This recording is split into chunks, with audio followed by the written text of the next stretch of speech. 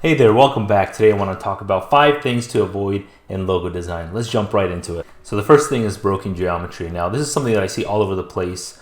Whenever I see logo folios on Dribbble, on Behance, other places, on Google, and this is something that will make your design look very unprofessional and kind of ruin the aesthetic and the visuals of the design. Now I'll show you a few examples of something a bit more obvious and then a bit more minute and what to look out for when creating logos. So here are 3 logos side by side, and each of them have a small little issue. Starting with the left one here with that letter G looking thing with the roof. This is very small here, then it's thicker vertically, it's thicker horizontally. So there's this weird kind of inconsistency in the thicknesses, which draws my eye to it and it just distracts me from enjoying the overall logo and composition. The next one here in the middle, we have this letter P that's made out of a circle and this vertical line. Now the vertical line is thicker than the circle. That way it's kind of unbalancing the logo. And then the third one is more minute. This one it was done correctly, but it needs a little bit more thickness on this angled letter K line over here. So essentially what happens is when you angle things, they just tend to look thinner. So if you see the bottom here, it actually connects perfectly, but because of the angling kind of effect, it looks a little thinner. So now let me show you a few ways to fix these. So looking at the letter P, what I've done is made this a little thinner. It's not exactly as thin as this loop, because if I made it as thin as the circle would overpower it just because of the visual weight that it has, being larger and round. So what I've done is kind of optically visually balance this vertical line with the loop, and it's better visible when you scale it down. So on the left you can tell how big this vertical line is, and on the right mine look more balanced. Another option is that letter K that I told you about.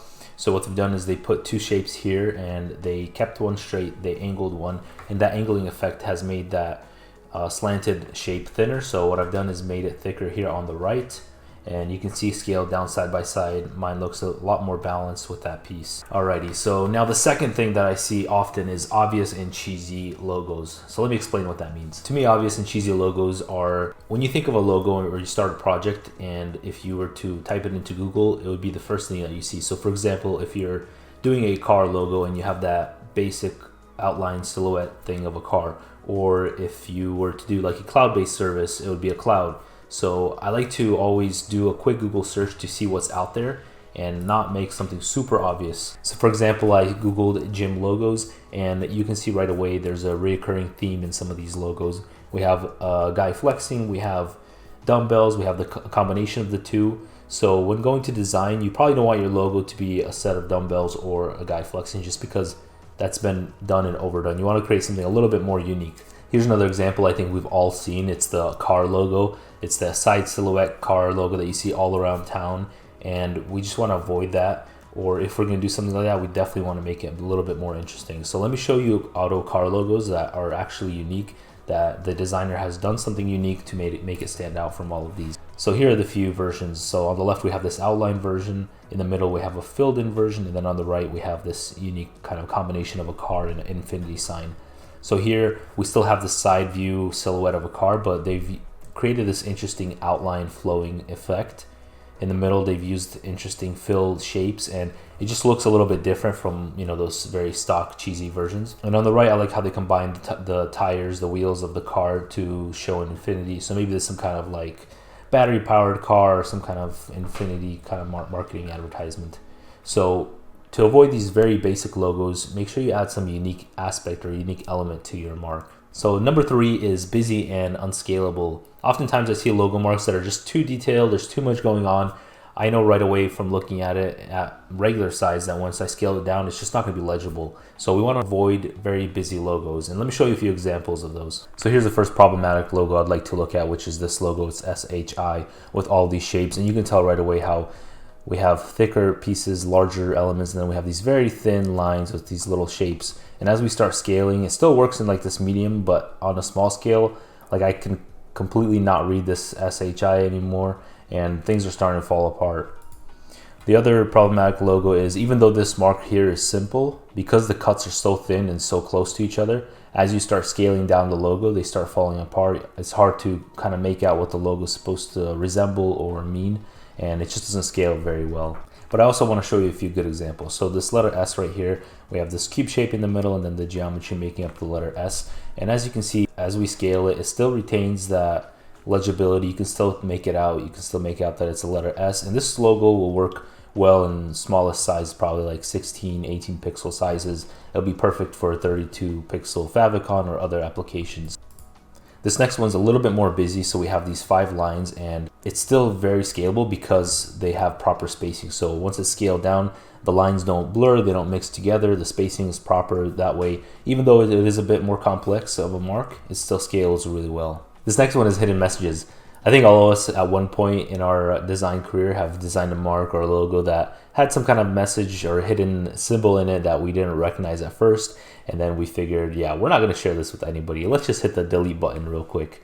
So let's see these logos. Alrighty, so the first one is Clinica Dental San Marcelino. And the concept itself is innocent enough. We have a dentist working on a patient, but just the positioning is a little bit off and a little awkward. Some would even say that dentist might be a little sus. So I think you can understand where we're going with this. The next one here is OGC. Look at this solid collection of letters combined. They're current so closely. Look at this solid word mark. Like, what can go wrong here? And then we put it on its side, and that must be awkward. So make sure to double check those pesky marks before you send them out and regret it. Now I want to show you some good examples as always. And here we have Baskin Robbins on the left, and in the B and the R we have a 31. It represents 31 flavors of Baskin Robbins. On the right we have FedEx, and everybody knows this hidden arrow symbol in here. So these are examples of great ways to add hidden messages to your logo marks. So I think all of us at one point have created a logo that we thought was amazing. And once we designed it, we got excited about it. We sent it to a Slack channel to our homies, and then everybody's replying, oh, this looks like this looks like this. And it's just a complete bummer. So I think one good thing to do after you've designed a great logo is share it with your team, share it with your friends, have them have a look if they've seen something very similar, to avoid copying or making logos that are very similar to what's out there already. So here's an example of what I'm talking about. The circle logo, I've seen this all over the place now, multiple times, different branding, different concepts. If you have a logo that consists of 2 or 3 circles getting smaller or waning, just drop that concept. There's no more creativity here left, all right? The next example here is straight out copying. So my buddy Jordan designed this day logo on the left. It looks beautiful. It has the flow, it has the colors.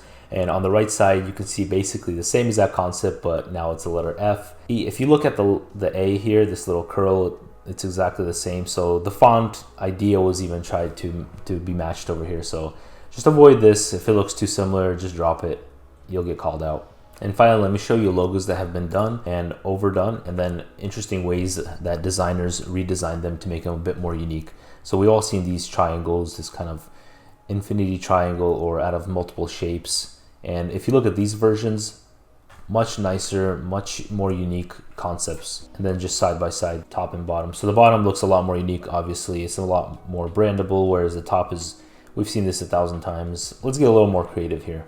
So let's do a quick recap. Number 1, broken geometry. Make sure your geometry is proper. That's the biggest giveaway that you're an entry-level designer when you make small little geometrical mistakes. Number 2 is obvious and cheesy. We want to avoid those very basic, obvious concepts. We want to make something a little bit more unique. Number 3 is busy and unscalable. Make sure your logo is able to scale down and up and be versatile and used in black and white and everywhere. Number 4 is hidden messages. Double check your logos, flip them upright, flip them upside down, backwards if you have to, just to make sure there's no hidden messages that you're going to regret later. And number 5 is overused logos, similar to number 2, which is obvious and cheesy. Avoid overused logos if you've seen it done a million times. If you have a very good spin on it, sure, go ahead, take a stab at it, but if it's just what's been done a million times, I would say just avoid that. So this is my 5 things to avoid in logo design. If you enjoyed this content, please drop a comment, drop a like, subscribe, and I'll see you soon. Cheers.